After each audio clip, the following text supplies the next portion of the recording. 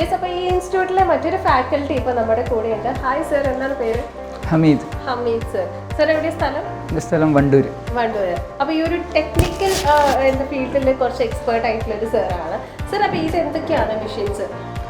ഇതെന്ന് പറയുന്നത് നമ്മുടെ ഡിസ്പ്ലേ അല്ലേ, ഫോണിൻ്റെ, അതിൻ്റെ ഗ്ലാസ് പൊട്ടി കഴിഞ്ഞാലും ഡിസ്പ്ലേ മാറാതെ തന്നെ അതിൻ്റെ ഗ്ലാസ് മാറുന്ന ഒരു സെറ്റപ്പാണ്. അതിൻ്റെ ഡിവൈസുകളാണ് ഇവിടെ ഉള്ളത്. മൊബൈൽ ഫോണിൻ്റെ ഡിസ്പ്ലേ പൊട്ടി കഴിഞ്ഞാൽ അത് കംപ്ലീറ്റ് ഡിസ്പ്ലേ മാറ്റാതെ ഗ്ലാസ് മാത്രം ചേഞ്ച് ചെയ്ത് കൊടുക്കുന്ന ഒരു മെഷീനാണ്. അതെ അതെ. അതിനകത്ത് പ്രവർത്തനം എങ്ങനെയാണ്? പ്രവർത്തനം എന്ന് പറയുന്നത് ഇപ്പോൾ ഇതുപോലെ പൊട്ടിയ ഡിസ്പ്ലേകളാണെങ്കിൽ നമ്മൾ ഇതിനകത്ത് വെച്ചിട്ട് ഈ മെഷീൻ ഉപയോഗിച്ചിട്ടാണ് നമ്മൾ അതിൻ്റെ ഡിസ്പ്ലേയും അതുപോലെ തന്നെ അതിൻ്റെ പൊട്ടിയ ഗ്ലാസും സെപ്പറേറ്റ് ചെയ്തെടുക്കുന്നത്.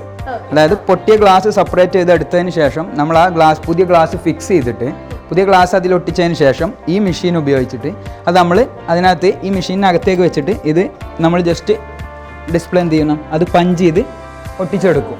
അപ്പോൾ പുതിയ ഗ്ലാസും ഡിസ്പ്ലേയും തമ്മിൽ പഞ്ച് ചെയ്തെടുക്കും. അതിനുശേഷം ഒരു 10 മിനിറ്റ് ഈ ആ പ്രോസസ്സ് ഈ മെഷീനകത്ത് നടക്കുന്നുണ്ട്. അതിനുശേഷം ഏകദേശം ഇതിനകത്ത് നമ്മൾ ഒട്ടിച്ച് കഴിഞ്ഞാലും ഇതിനകത്ത് ഫുള്ളായിട്ട് ഇല്ലല്ല, ഗമ്മ് നമ്മൾ ആദ്യം അപ്ലൈ ചെയ്തിട്ടാണ് ഗ്ലാസ് ഇതിൽ വെക്കുന്നത്.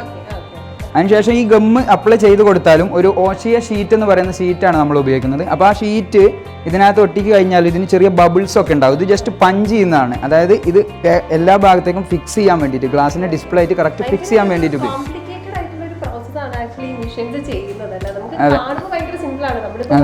ഒരു ഡിസ്പ്ലേ ഇല്ലാതെ നന്നാക്കാൻ ഇപ്പൊ ഇത്ര സമയം വേണമെന്ന് ചോദിക്കാം അല്ലേ?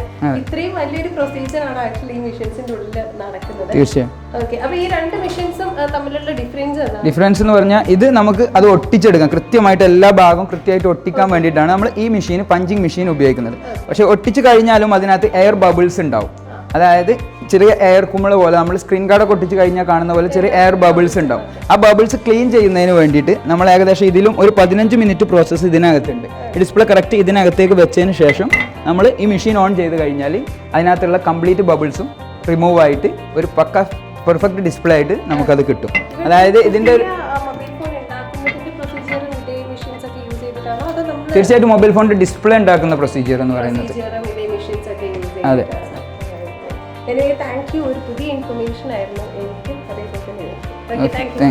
Skytex Technology Service Private Limited, second floor KP Mall, Bypass Road, Kondoti, Malappuram.